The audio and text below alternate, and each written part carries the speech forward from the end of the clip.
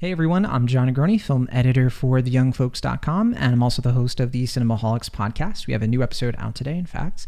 This is going to be my first review of the week, as I'll be talking about Belfast and King Richard over the next couple of days. Plus, I'll soon be putting out Wheel of Time content on here and in other places, as I've actually started watching the show a bit early, and I'm currently collecting my many thoughts on that adaptation. So if you haven't already, definitely subscribe so you can stay up to date. So The Souvenir Part 2, despite its name, isn't just a sequel to Joanna Hogg's semi-autobiographical film, The Souvenir from 2019. It is a sequel, yeah, but it's also a stylized re-examination of what that first film was all about, and how it goes on to impact the young filmmaker at the heart of the story. That is Julie, played once again quite brilliantly by Honor Swinton Byrne, daughter of Tilda Swinton, who also appears in the film and even has an extended, more impactful role compared to Part 1, I would argue. The film picks up right after the events of The Souvenir, in which Julie learns tragically that her lover Anthony, played by Tom Burke, overdosed on heroin and was found dead in a public toilet. Part 2 goes on then to frame Julie's grieving process through the development of her student film, which will determine her graduation from film school. And sure enough, she settles on retelling the story of her immensely toxic relationship with Anthony. It's very meta in that way because Joanna Hogg is obviously doing the same thing one layer removed, since this is indeed a story about her own life, and she gets to play and have a little fun with the concept of making a film about what you know, albeit through the grainy lens of an A24 art house picture.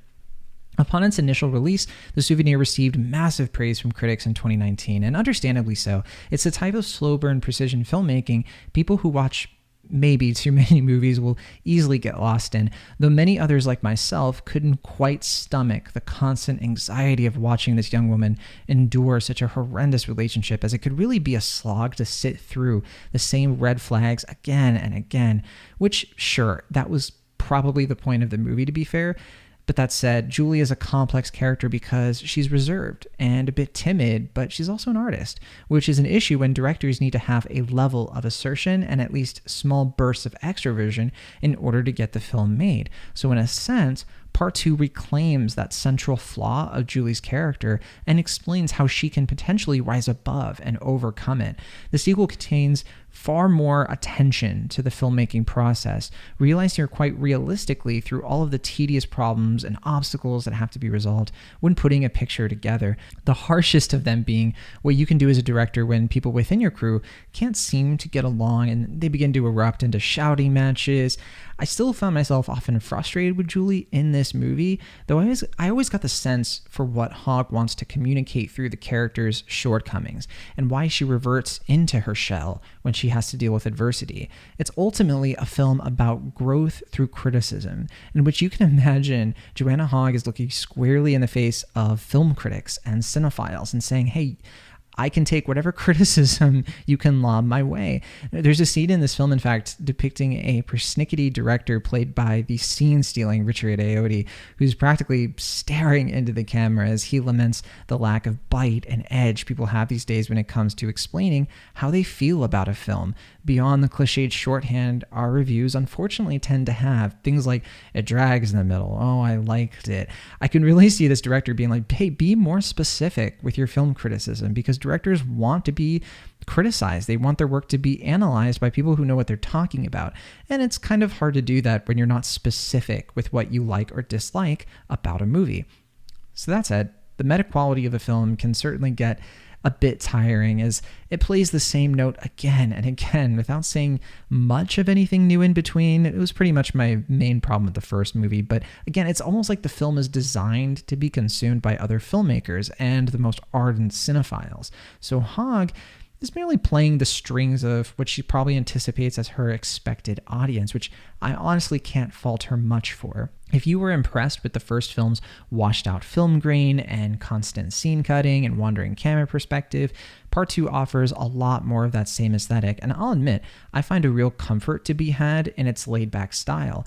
Though one of the film's most annoying tricks, which it goes back to far too often, is the overlapping mumblecore conversation, a product of the script being improvised much of the time by the actors, so you can actually hear the performers trying to figure out what they're supposed to say next, and interrupting each other and talking over one another. And it's meant to invoke real life, I suppose, but my issue there is that not everyone talks like that, but in this movie, everyone talks like that. With so much of the same cadence and rapid fire pontificating, it almost dilutes some of the uniqueness of the characters when they all sort of just communicate about the same way, even though they're otherwise really well written. The only two characters I didn't have the same problem with to the same extent was Julie and her mother. This is obviously, for me, where the sequel outshines the first one most of all. Their relationship is full of these frank yet wanting conversations that usually happen in between these slice of life moments with her father.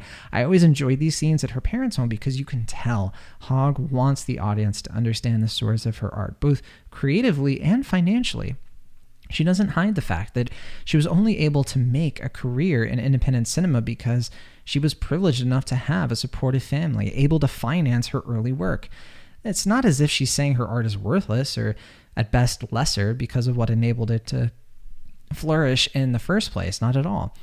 So I do like the film, and I consider it to be somewhat more accessible than its predecessor. It's easier to watch, and there's more joy, and there's more humor to be had, plus the ensemble is once again spot on, with many returning faces and some new characters, with Charlie Heaton in particular getting a more challenging role, I'd say, than anything he's done in Stranger Things.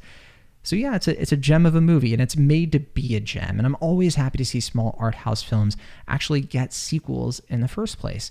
Though I do wonder if you even need to see part one to get a lot out of part two, since to be honest, not much really happened in the first film that isn't already pretty much explained here. Either way, I can't strongly recommend this movie to anyone who isn't already bought into this format and loves the first film. So unless you are a devotee of independent film, The Souvenir Part 2 might not leave you with anything worth remembering. The Souvenir Part 2 is now playing in select theaters, and it gets an expanded release this weekend through A24. If you do check it out and you have something to say about it, please do in the comments below. And until the next one, I'll see you next time.